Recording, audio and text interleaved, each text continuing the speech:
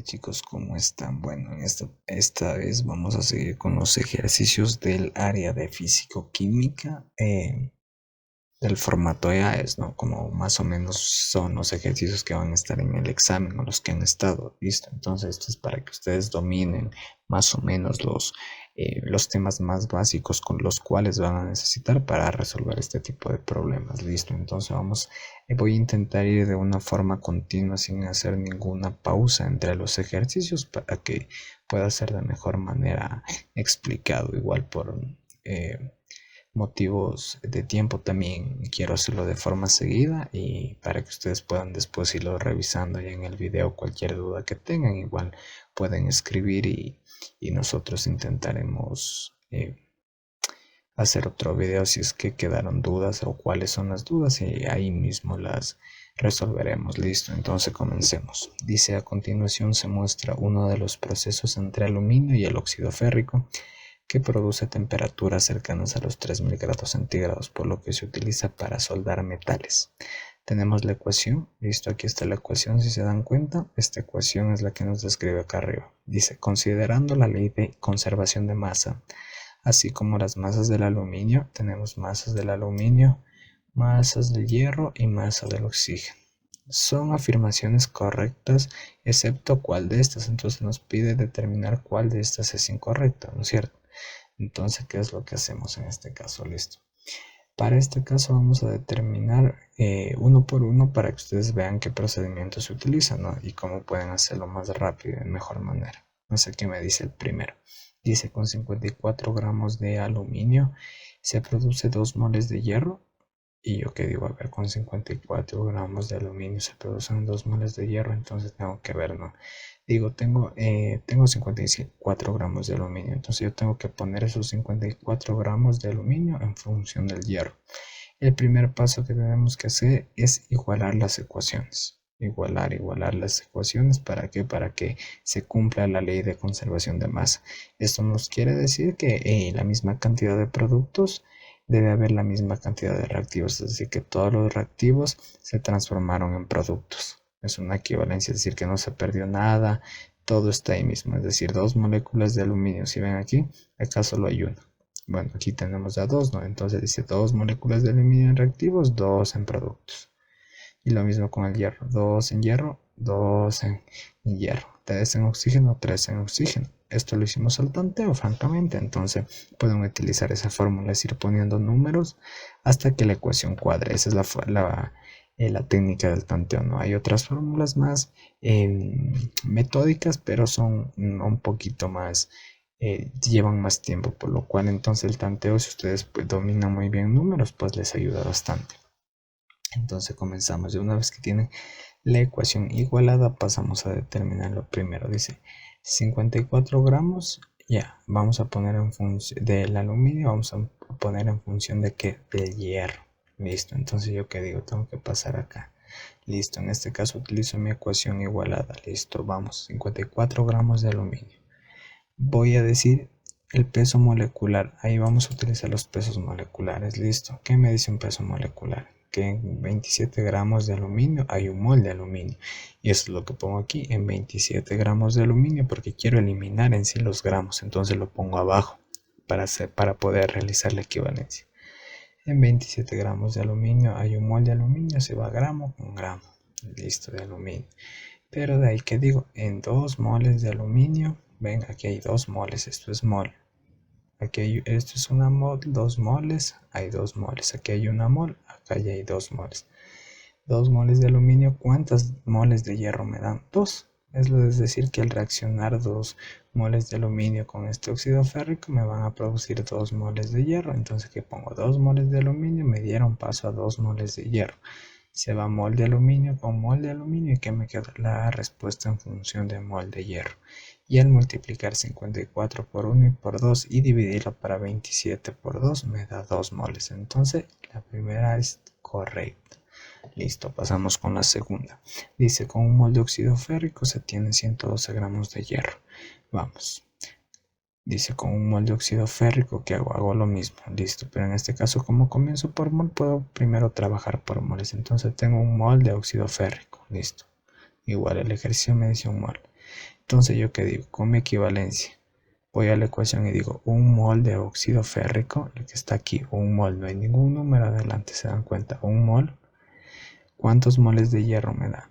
Hay 2, ven acá. Entonces este reactivo me dio paso a 2 moles de hierro. Pongo 2 moles de hierro, se va mol con mol. Y al final, como quiero poner en función de gramos, utilizo los pesos moleculares. Peso molecular en este caso, ¿de quién? Del hierro. Entonces, ¿qué me dice del hierro? Un mol de hierro me da 56 gramos de aluminio. Y en este caso, al multiplicar, aquí hay un pequeño error, sería 112, correcto. Entonces, la segunda también vendría a ser correcta, ¿no es cierto? 112 gramos de hierro. Eso es lo que me dice. Vamos con la tercera. Dice, con 54 gramos de aluminio se producen 2 moles de aluminio. Entonces comenzamos. Cogemos los 54 gramos que nos dice. Listo. Como estamos en gramos y vamos a pasar a moles, que utilizo el peso molecular. Siempre que quieren pasar de gramos a moles o de moles a gramos, va a estar involucrado un peso molecular. Depende el utilizar al principio o al final el peso molecular. Se dan cuenta que utilicemos al principio y aquí utilicemos al final. Es en función de lo que van teniendo, de los datos. Entonces, si yo tengo en gramos, primeramente, yo no tengo mi ecuación en gramos. Aquí las tengo en moles. Si tengo en moles, trabajo al principio con moles. Pero si tengo en gramos, voy a trabajar primero con el peso molecular. Entonces, ¿qué es lo que hago? Tengo 54 gramos, hago lo mismo que arriba. 27 gramos de aluminio me da un mol de aluminio. Se va gramo con gramo. Y 2 moles de aluminio. ¿Cuántos moles de óxido de aluminio me dan? Me da una mol. Una mol, no hay ningún número adelante, entonces me da una mol. Al final me queda que es una mol, ¿no? Si ustedes ya saben antes dominar esto, pues ya van a ver que aquí les da solo una mol. Igualada a la ecuación, ustedes pueden determinar todo lo que dice aquí. Y listo, entonces esta no es la correcta, ¿no es cierto? Esta es la incorrecta. Entonces ya determinamos, no la incorrecta, pero también vamos a hacer lo último por si en la última opción hubiera estado la incorrecta, ¿no es cierto? ¿Qué me dice la D? Con un mol de óxido férrico se obtienen 102 gramos de óxido de aluminio. En este caso vamos a tener que determinar, como necesitamos el óxido de aluminio que es este de aquí, vamos a necesitar su peso molecular. Con lo cual simplemente se multiplican cuántas moléculas tienen. Este tiene 2 por su peso molecular, 54. Y el oxígeno tiene 3 moléculas por su peso molecular, que era 16, me da 48. Y sumamos eso, que me daría 102. Listo. Entonces, con eso, ¿qué digo? Un mol de óxido férrico es lo que me dice el inicio del problema, ¿no es cierto? Entonces, ¿yo qué digo? Un mol de óxido férrico, ¿cuántos moles de óxido de aluminio me dan? Una. Entonces, una a una. Y esto lo multiplico para saber los gramos, ¿qué es lo que hago? Utilizo este peso molecular. Un mol de este óxido de aluminio me da ¿cuánto? 102 gramos de óxido de aluminio. Se va mol con mol.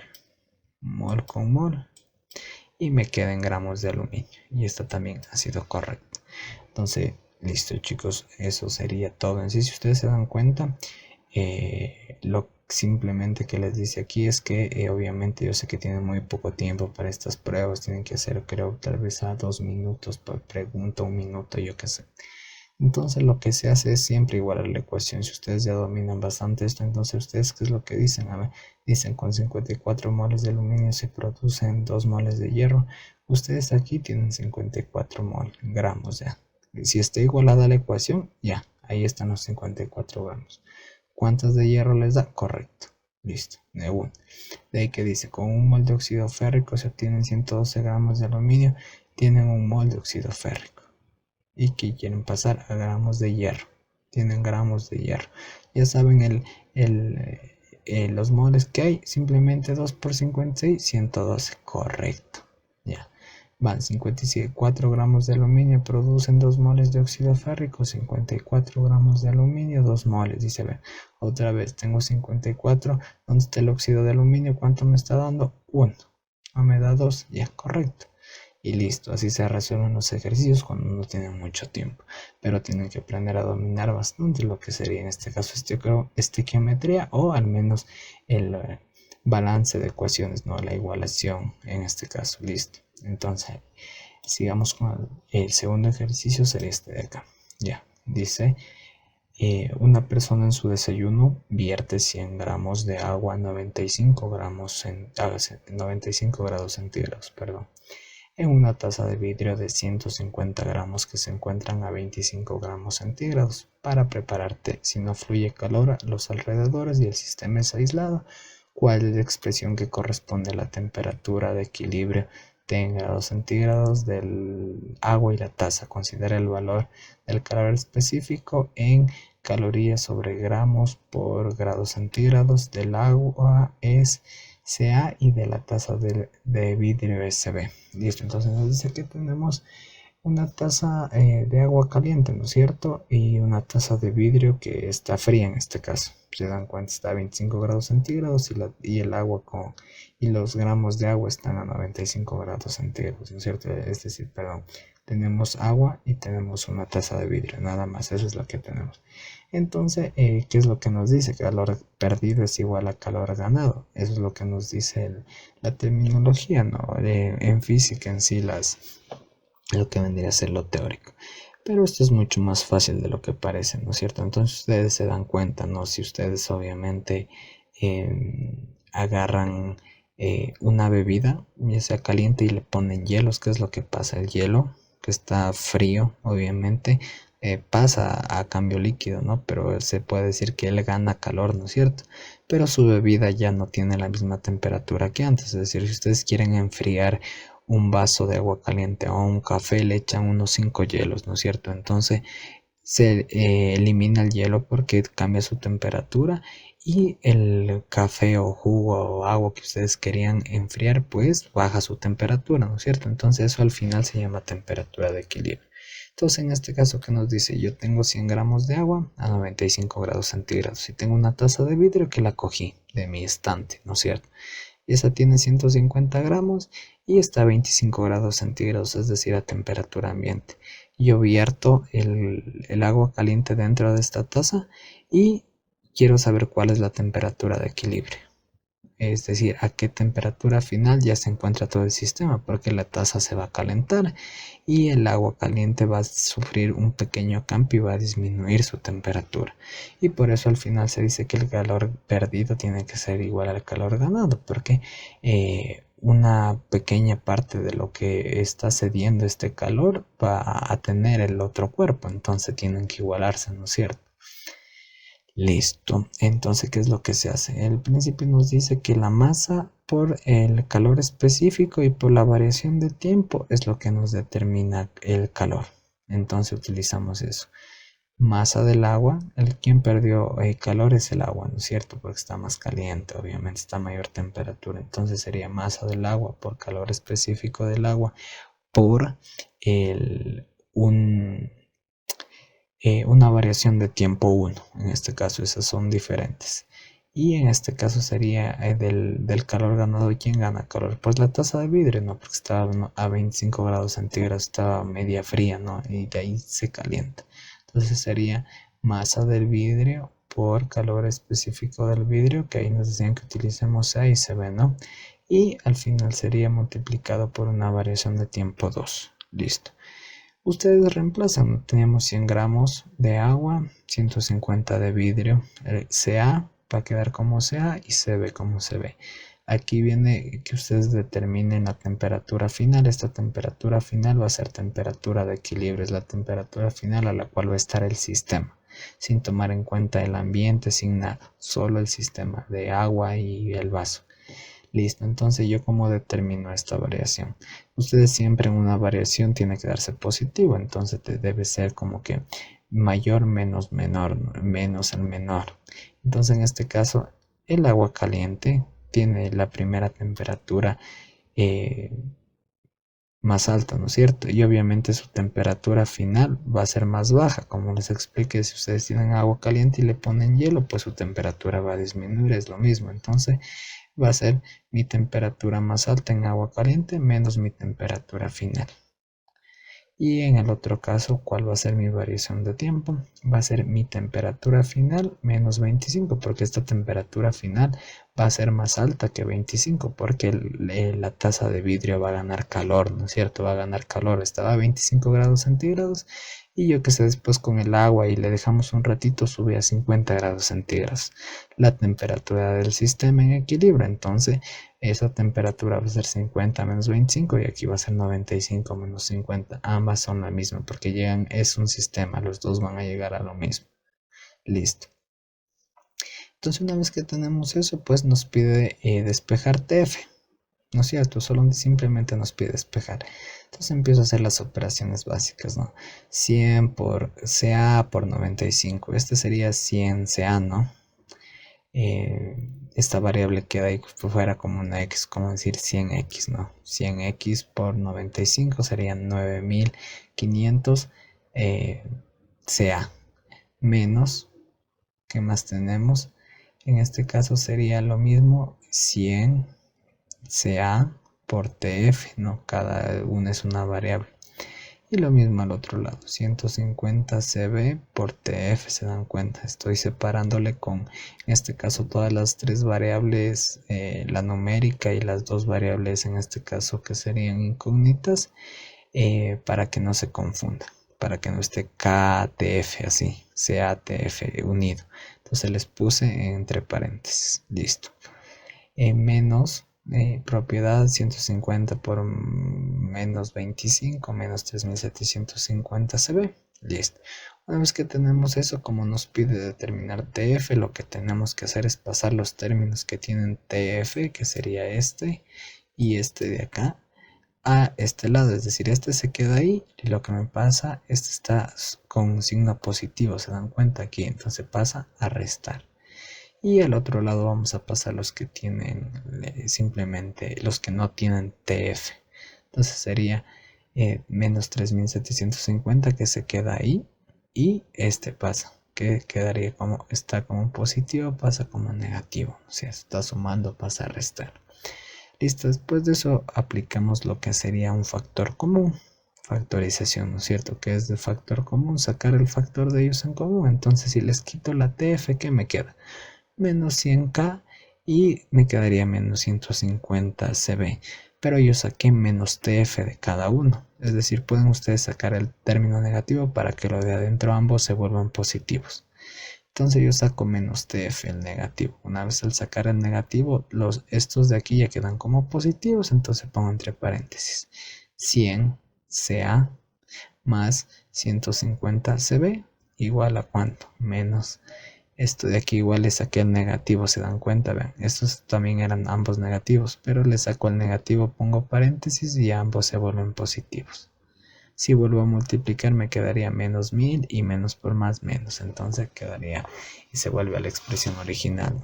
Pero ¿qué es lo que yo hice? ¿Por qué? Porque yo vi que esto me favorecía. ¿Por qué? Porque al final puedo eliminar, ¿no? Si cuando tengo una igualdad y ambos son negativos, pues se va a volver positivo el resultado. Entonces simplemente eliminé los negativos en este caso y ya se volvió todo esto positivo, si se dan cuenta. Listo. Como está acá abajo. Ya, entonces nos queda de esta manera. Entonces, ¿qué es lo que pasa? Este está como quiero despejar TF, ¿no? Uno de los pasos que sería dejarle solo, ¿no? Así le digo yo, dejar solo a la incógnita. Entonces todo esto está multiplicándose. ¿Qué pasa a hacer al otro lado? A dividir. Des en cuenta ya. Y pasamos a dividir, nos queda esta expresión, pero no había ninguna de estas respuestas, estaban en los enunciados. ¿Qué es lo que pasa? Cuando ustedes tienen una fracción, digamos, ustedes tienen 4 octavos. Les salió la respuesta de 4 octavos. Esta respuesta está bien, parcialmente, pero lo que buscan las matemáticas es siempre llegar al resultado más bajo, es decir, a una expresión más simple, por lo cual se simplifica esto. Entonces, si yo tengo la opción de simplificar, siempre tengo que hacerla. Entonces, yo que diría la cuarta 1, la cuarta 2. Y la respuesta que ustedes les van a hacer válida es un medio. Esta no es una respuesta errónea.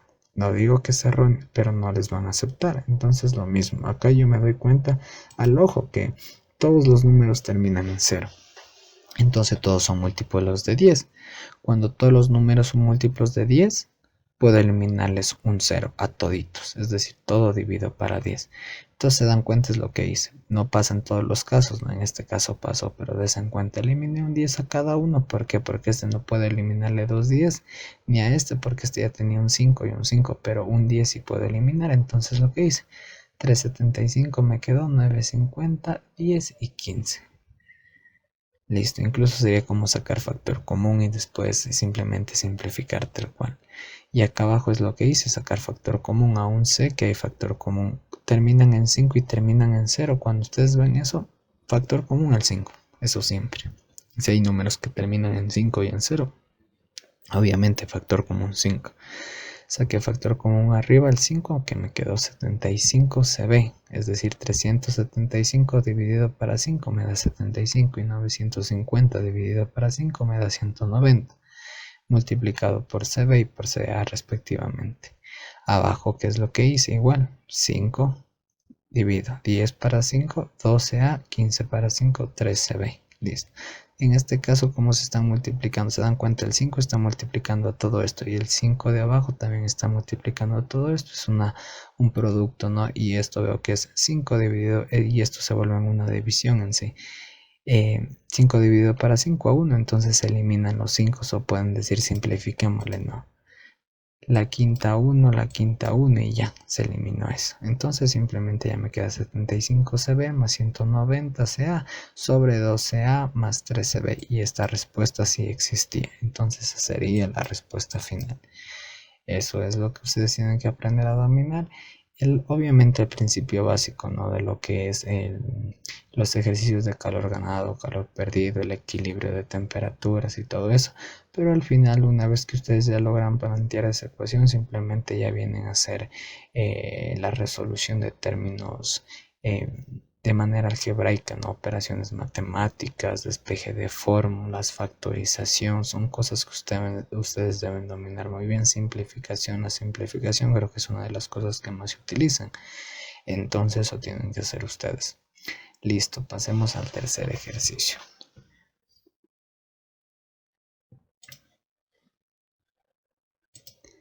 Ya, aquí dice, luego de frotar dos cuerpos, uno se ha cargado positivamente y otro negativamente. Las cargas se han dispuesto como nos muestra la figura, que nos pide determinar el modo de la fuerza en newtons entre las cargas desde que se sueltan a una distancia de 30 centímetros.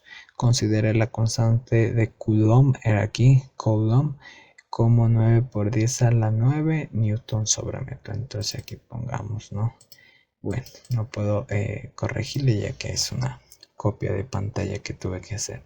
Entonces en este caso, este es la constante de Coulomb, ¿no? Listo, entonces simplemente lo que tenemos que hacer es el principio físico, matemático, ¿no? De la fórmula que nos dice la fuerza de atracción o la fuerza que existe entre dos cargas es igual a la constante de Coulomb que multiplica la carga 1 por la carga 2 sobre la distancia a la que se encuentran esas cargas, pero esa distancia debe estar en metros. Listo, entonces listo, con eso y las cargas obviamente deben estar en coulombs. Listo, entonces debería ser como 5 coulombs, ¿no es cierto? Y no micro. Aquí lo que nos dice micro, entonces nosotros debemos simplemente transformarnos. Simplemente como es un prefijo, el micro nos dice que es por 10 a la menos 6, como está aquí, se dan cuenta. Y algo más que falta aquí sería esto, que las cargas deben ser de valor absoluto, es decir, sus valores son absolutos, por eso al final se vuelven positivos. Ustedes los ven negativos, pero al final se vuelven positivos, si se dan cuenta, porque son cargas y no puede existir una fuerza de atracción negativa, ¿ya? Entonces son fuerzas de atracción positivas. Listo, entonces simplemente lo que hacemos, ¿no? Reemplazamos. La constante ya tenemos Newton metro sobre Coulomb, entonces tenemos que transformar todo a esto, a estas a estas unidades, ¿no? A estas unidades de aquí. Entonces lo de abajo está en centímetros, sería 0,3 en metros elevado al cuadrado. Arriba, como les dije, este sería 5 por 10 a la menos 6 coulombs y esto sería 3 por 10 a la menos 6 coulombs y ya se elimina la micra y ya se va esta micra, listo, y nos quedaría de esta forma. Al multiplicar nos da 1.5, pero esto que es 1.5 newtons. Y listo, esa sería la respuesta. Estos son uno de los ejercicios más fáciles. Ustedes simplemente tienen que acordarse de las fórmulas. Y lo que aquí simplemente se les complica es esto de acá. Los prefijos. Ustedes tienen que acordarse, dominar los prefijos, micro, mega, giga, tera, no sé, ese tipo de prefijos, saber las letras del alfabeto griego, las cuales que determinan lambda, yo que sé. Muchas de esas se utilizan en este tipo de ejercicios, ¿no? Entonces ustedes tienen que determinar primero los prefijos, cuáles son los signos, tienen que saber utilizar eso. El de kilo, yo que sé, también se utiliza mucho, ¿no? Entonces simplemente eso, se dan cuenta, es un ejercicio de 3 pasos, pero obviamente ustedes tienen que ver que el ejercicio cumpla las características correspondientes para que se pueda dar la respuesta, porque yo no puedo poner aquí 30 centímetros porque esta constante está en newtons por metro y yo no puedo simplificar un metro cuadrado con un centímetro cuadrado, ¿no? Es como decir que estoy haciendo una equivalencia de que $1 es igual a un centavo. Exacto, no puedo decir que tengo que decir que $1 vale 100 centavos, ¿no es cierto? Y de ahí yo puedo sumarle más 2 centavos, 102 centavos, ¿no es cierto? Pero técnicamente es así. En la vida real sería como que $1 más 2 centavos, $1, 2 centavos, ¿no? Pero acá no puedo hacer eso, más que puedo hacer como que 5 metros y abajo tengo centímetros, me va a quedar metros más centímetros. No, aquí todo se trabaja en las mismas unidades de medida. Si tengo una cosa en metros, transformo la otra en metros. Si tengo una cosa en micro, pues debo dejarle la unidad de coulomb, o sea, la unidad de 1 como unidad, tal cual, sin prefijos. Si tengo en newtons o yo que sé en kilogramos, pues trabajo en kilogramos, o si estoy trabajando en gramos, pues transformo a gramos. Listo. Entonces eso sería el tercer ejercicio con respecto a esto, ¿no es cierto? Entonces vamos al cuarto, donde está listo. Aquí está el cuarto. Esto ya viene a ser nomenclatura, cosas básicas, teoría, ¿no? Dice, con base a la información identifique el nombre del reactivo descrito. La exposición a altos niveles de un óxido ácido en el aire producen irritación en las vías respiratorias.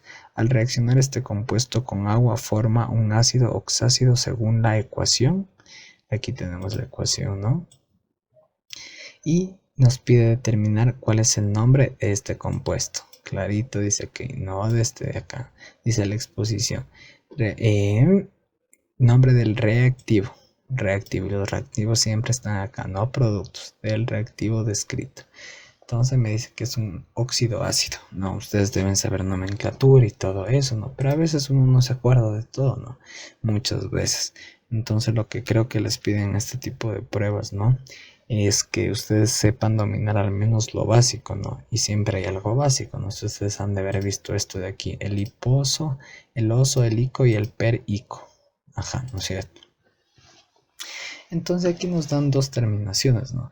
Dice anhídrido selénico y anhídrido selenioso. Yo para determinar cómo está trabajando esto debo saber las valencias del selenio. En este caso puede trabajar con 2, 4 y 6. Listo. Cuando ustedes tienen 4 valencias, utilizan estos prefijos desde el mayor a menor. Digamos que yo qué sé, hay un elemento que tiene 1, 2, 3 y 5 de valencia, que sí hay, no me acuerdo cuál, pero sí hay. Listo, entonces, ¿qué es lo que pasa? El 1, si trabaja con 1 de valencia, su nombre sería hipo, comenzando por hipos, yo que sé, hiposelenioso, así, anhídrido hiposelenioso, digamos, es un ejemplo. Y si trabaja con 5 en valencia, sería perselénico. Si se dan cuenta, seleni y la terminación ico. Ajá, eso es lo que determina, ¿no? Entonces una vez que ustedes tienen esto ya, digamos no trabajan con 4, trabajan con 3. Si ustedes trabajan con 3, siempre desde abajo. Solo sería hipo, oso, oso, ico. Listo. Si ustedes trabajan con dos, en este caso no va a ser desde abajo hacia arriba, sino va a ser los dos centrales. Listo, si ustedes trabajan solo con dos, ustedes si solo tienen dos valencias, no trabaja con uno y con dos de valencia, uno más, dos más, o solo 4 y 6, ustedes van a utilizar para el menor oso y para el mayor ico. Listo. Y cuando tiene una única valencia, en este caso trabajan con ico. Es decir, ustedes encuentran un compuesto, ¿no? Y estas pruebas ustedes incluso pueden tener una tabla de valencias y todo. Dicen, a ver, tal compuesto trabaja solo con uno de valencia. Entonces se va a terminar en ico de ley, solo con la terminación ico. Listo, entonces eso sería, chicos. Una vez que tenemos eso, les determino. La valencia del selenio es 2, 4 y 6 positivo, ¿no es cierto? Entonces miren lo que pasa cuando yo formo un óxido con el oxígeno. ¿Qué es lo que pasa? Como tengo 2, 4 y 6, ¿qué pasa? Estos intercambian sus valencias hacia abajo de las moléculas. Si se dan cuenta, este 2 pasa acá y este 2 pasa acá. Pero podemos simplificar la mitad 1, la mitad 1 y ¿qué me queda? Esta fórmula de acá, una molécula de selenio, una molécula de oxígeno. Cuando trabajo con 4, ¿qué pasa? Tengan en cuenta, estoy trabajando con 4 y 2 se intercambia. 4 acá, 2 acá. ¿Y qué me queda? S, 2 o 4. Simplifico la mitad 1, la mitad 2. Y me queda esta fórmula. Y cuando trabajo con 6, igual se intercambian y que me queda 2, 6. ¿No es cierto? Simplifico la mitad 1, la mitad 3, me queda esta forma. Entonces me pedían cómo se llama este, ¿no es cierto? Entonces primero determino con cuál trabajo. Veo que tiene 3 valencias, trabajo con el 4. ¿Qué les dije cuando tiene 3 valencias, no es cierto? En este caso. Entonces sería este de acá, ¿no es cierto? 2, perdón, sería esta de acá en este caso, ¿no es cierto? Listo. Sería con oso, entonces mi respuesta acertada sería selenioso, anhídrido selenioso. Esta sería nuestra respuesta. Listo, estamos trabajando con 4. Esta sería la primera valencia. Sería que trabaja aquí con qué. Aquí trabajaría con qué, con 2. Aquí trabajaría con 4 y aquí trabajaría con 6, correcto. Entonces, eso sería todo, ¿se dan cuenta? Entonces, si ustedes tal vez no dominan muy bien, a veces tal vez no se acuerdan, siempre acuérdense de esto al menos. Hiposo, oso, ico, per, ico, ¿ya? Y cuando ustedes vean que tal vez solo tiene dos valencias, ¿no? De cierta manera, solo es oso o ico y nada más en las terminaciones.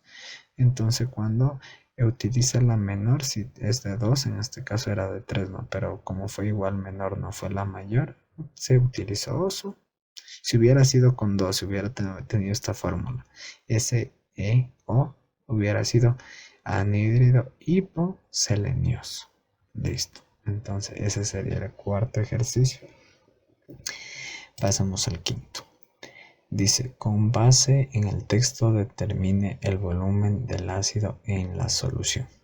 Dice, el piso del laboratorio de un colegio necesita ser limpiado, por lo que se prepara 100 mililitros de una solución desinfectante que tiene 44% en volumen de ácido clorhídrico.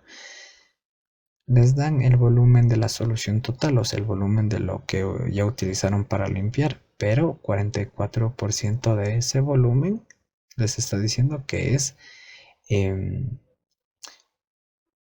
ácido clorhídrico. Y les preguntan cuántos mililitros serían en total ese 44%. Entonces, ven, aquí les da la fórmula. Esto de volumen, ¿qué es lo que les dice?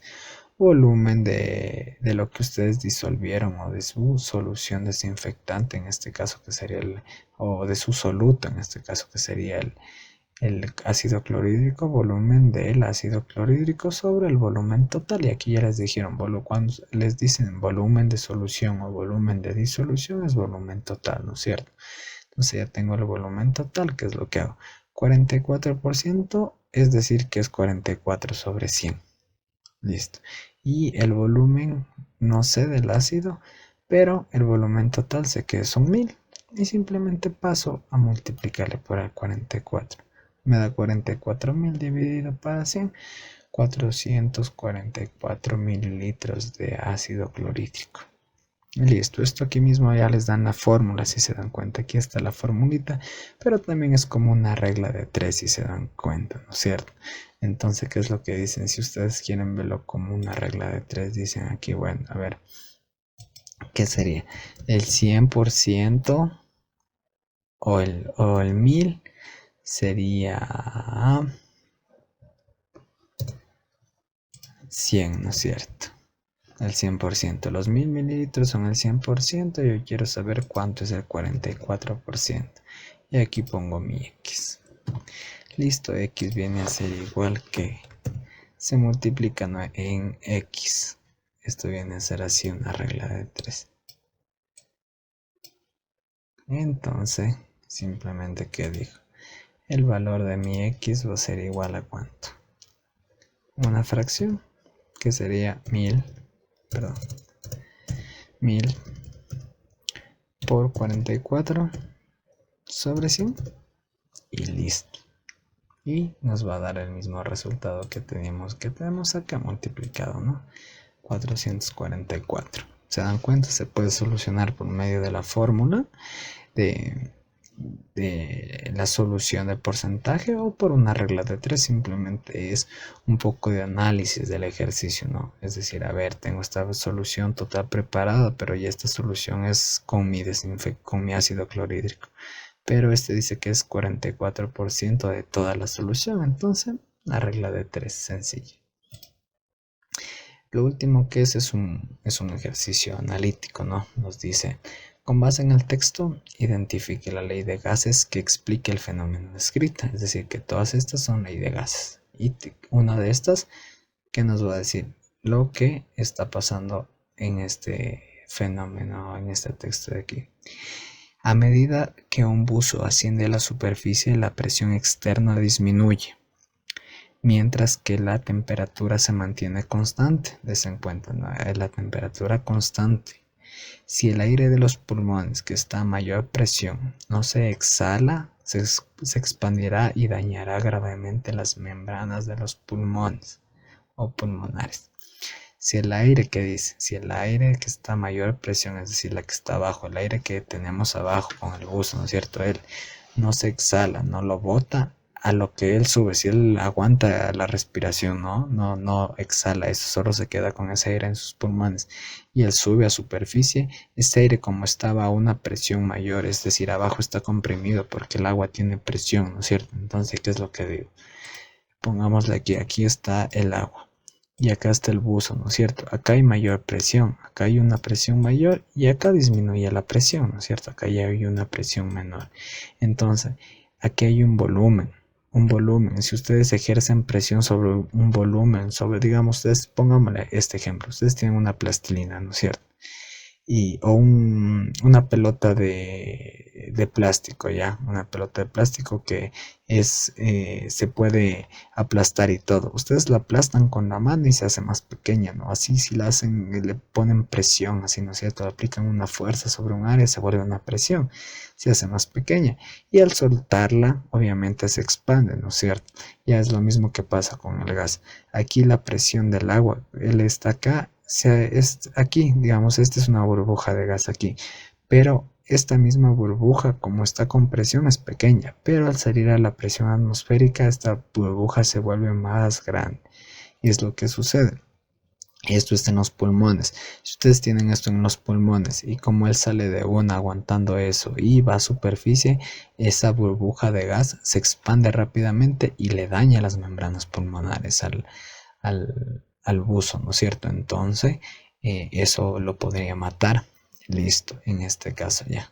¿Y qué más dice? Para evitar esta complicación, el buzo debe realizar un previo entrenamiento que le permitirá prepararse para acceder lentamente a hacer pausas en ciertos puntos y dar la oportunidad a su cuerpo de ajustarse a la disminución de presión.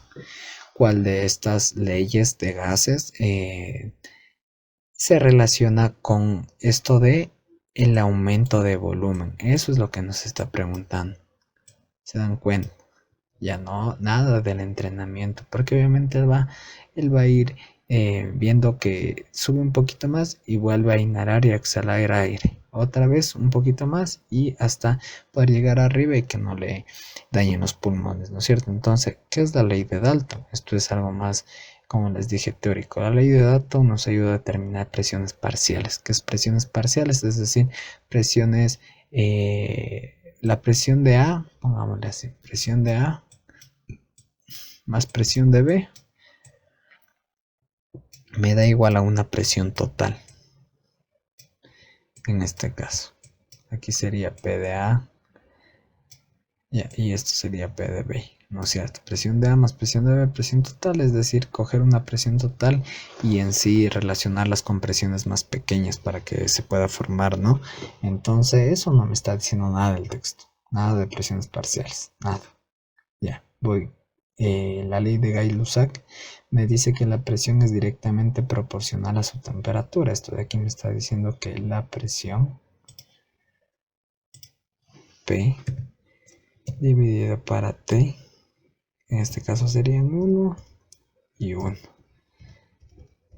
va a ser igual a que a presión 2 sobre temperatura 2. Esto es lo que nos dice esta ley de aquí, la ley de Gay-Lussac. Dice presión directamente proporcional a su temperatura. ¿Por qué? Miren, si yo aumento la temperatura, en este caso, yo tengo que despejar la presión, ¿no es cierto? Entonces la temperatura pasa a multiplicar. Y obviamente si pasa a multiplicar, pongámoslo, pasa a multiplicar, ¿qué me quedaría acá? Por T1. Y si esta temperatura aumenta, pues va a aumentar también la presión, por eso dice que es directamente proporcional. Pero aquí, ¿qué dice? Que solo estamos tomando en cuenta presión y temperatura y volumen constante. Ya, acordaránse. ¿Qué nos dice la ley de Graham? Vuelta dice la velocidad de difusión y efusión de los gases son inversamente proporcional a las raíces cuadradas de sus masas molares. Está tomando en consideración las masas de los gases y su velocidad de difusión y efusión. Simplemente no me está diciendo nada, no me está diciendo nada de expansión, de compresión, ni de en sí, ni de volumen del gas, simplemente de velocidad. Entonces no me está hablando nada de eso. Y la última que dice de Boyle-Marriott, o la ley de Boyle, que dice que la presión es inversamente proporcional a su volumen. Presión inversamente proporcional, ya no es directa. Aquí era directa, acá es inversamente proporcional a su volumen y su temperatura es constante. Esto me dice que su temperatura es constante, ¿no es cierto? Entonces sería P1, presión 1 por volumen 1 es igual a presión 2 por volumen 2. Esto es lo que nos está diciendo esta de acá. Listo, entonces, ¿qué tengo que determinar? No, ya dije que la ley de Dalton, negada. Pero tengo dos que sí me están tomando en cuenta presiones. Veo que dice volumen constante y veo que dice temperatura constante. Pero ¿qué dijimos acá? El volumen es constante, el volumen abajo del agua es igual al volumen en la superficie. No, no es cierto. ¿Y qué me dice aquí? Volumen constante. Gay-Lussac, volumen constante. Entonces la descarto desde ya porque aquí me está diciendo el enunciado que solo toma en función presión y temperatura, que solo cambian esas dos, mientras que su volumen es constante. Mientras que acá que me dice que la presión afecta al volumen, es decir, que obviamente si cambia la presión va a afectar a su volumen, ¿no es cierto? Entonces es lo que me está diciendo acá, que su volumen se verá afectado por la presión, porque en ningún ratito hablamos de en sí de temperatura, si se dan cuenta. Entonces, este caso sería que el fenómeno es explicado por la ley de Boyle. Entonces, esto es un poquito más teoría, ¿no? Entonces, esto es algo teórico y listo. Así se resolverían este tipo de problemas. Y esto sería todo por el día de hoy. Si la siguiente semana seguiremos subiendo más contenido y bueno, si tienen alguna duda, algún comentario, pues escríbanlo, coméntenlo para saber qué más dudas tienen, si necesitan un refuerzo, en qué parte necesitan un refuerzo y así nosotros poderlos ayudar. Listo, chicos, eso ha sido todo por el día de hoy. Ha sido un gusto estar con ustedes.